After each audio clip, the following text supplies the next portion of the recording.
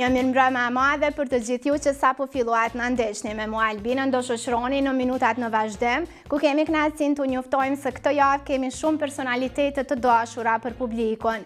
Pa humbur kohë do mi falenderoj bashkëpunëtorët që tani janë pjesë e emisionit në Zoom. E pa humbur kohë do m'ju tregu që në storyn e parë është një person që ju e doni shumë në përgjithësi populli shqiptar. E kemi fjalën për Halil Kastratin, që sapo përmendet emri i tij na kujton veprat që është duke i ka bërë, po dhe besoj do i vazhdoj më tutje. Halil Kastrati, stafin e emisionit në Zoom e ka prit me shumë zamërgjerësi në shtëpinë të moshuarve në Suharekë. Çka ka tre atje dhe cilat janë kriteret e regjistrimit për të moshuarve që fatkeqësisht nuk kanë përkujdesje nga të tjerët. Sa ka kushtuar ajo shtëpi dhe kush nga donatorët kanë dhënë shuma të mëdha. Këto dhe detaje tjera ju pret Halil Kastrati. Kur flasim për të na kujton lotët e gëzimit që kanë ndedhur familjarët që i bëri me shtëpi. E tash misioni i Halil Kastratit është strehimi të moshuarve, që dhe ata të kenë një shtëpi që këta ndërtuan muajve të fundit.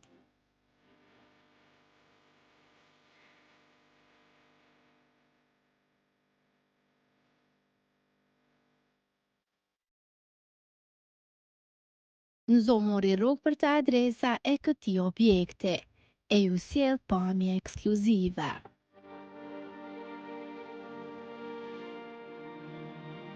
Halil Kastrati thot se ëndra ju bë realitet.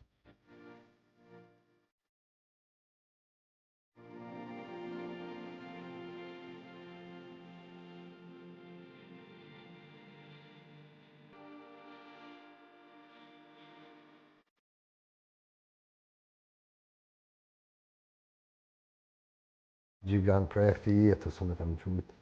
Edhe pse ndoshta një kohë ka qenë një shtëpi projekti i jetës, nuk e kam mendu që do të vjen dita kaq shpejt për me realizu këtë mega projektin e jetimit në Ballkanit, kurse tash po mendojmë projekte si kjo më shumë më të kjo.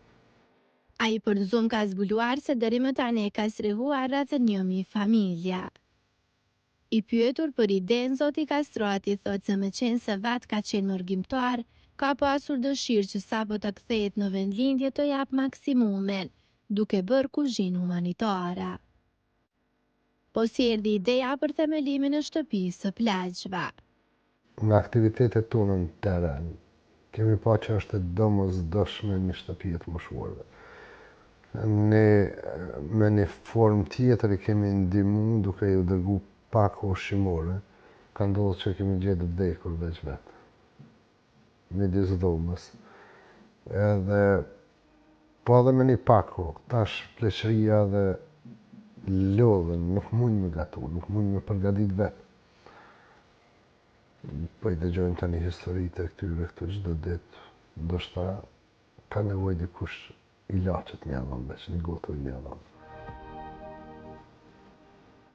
Halil Kastrati më tutje thot se janë vendosur disa kritere që rastet duhen të jenë të verifikuara para se të vinë të akomodohen. E kemi thonë kriteri kryesor është që mos të ketë përkujdesje. Është bo për ata. Nëse plotësojnë kriteret këtu, gjithë këtë objekt do të gëzojnë pa asnjë detyrim pagese. E për këtë gjë, ai e thekson se gjithçka është bërë për hir të Zotit dhe jo për biznes. Kriteret i tregoj, por çka nëse një i moshuar ka fëmijë që mund të përkujdesen për të, po për arsye nga më të ndryshme, nuk e marrin fare këtë përgjegjësi. Na po e shohim çdo ditë kemi kërkesa të tilla, çdo ditë. Por ne jemi vendosur me i zbatu kriteret tona. Ndoshta ka pas raste dhe jemi detyru, kemi pranu dikë dhe kemi kthy, si kemi marrë vesh. Ka rrit puna që ndoshta kanë siguru një dokumentacion që kanë fshin fëmijët, po kanë ardhur informatat e neve dhe jemi detyru me i kthy. Është strikt kriteri. Ne nuk e kemi ndërtu këtë shtëpi me ja u lehtësu fëmijëve, me ja u marrë prind.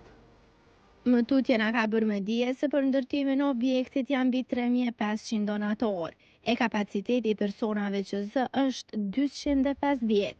për shkak të ligjeve të dala nga Ministria e Punës dhe Mirëqenies Sociale janë zvogluar deri në 100. Po në total, sa ka kushtu krejt shtëpia?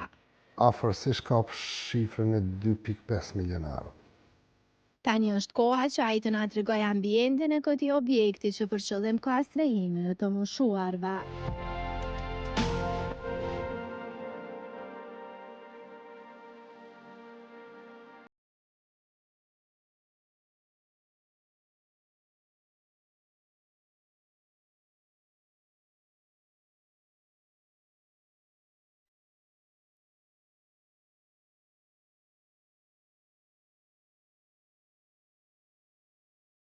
Këtij vendi nuk i mungon as plogtarja që të pranishmit të kryen nevojat e tyre, por as pishina si mungon.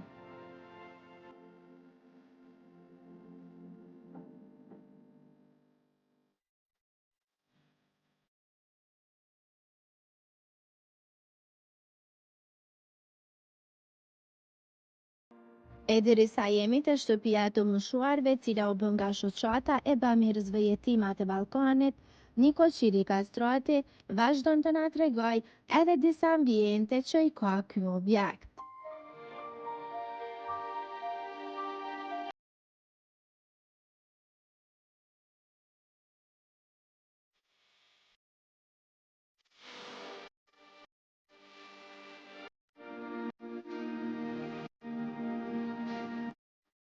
Pra krejt ata që po e shohin këtë storje duhet i dëgjoni me vëmendje edhe një herë kriteret. Personat në moshë të jenë pa fëmijë. Edhe nëse ka vajzë, ajo s'është obliguar ta merrte burrin nënën. Mosha duhet të jetë mbi 55 vjeç. Nuk duhet të ketë sëmundje ngjitse e as psiqike.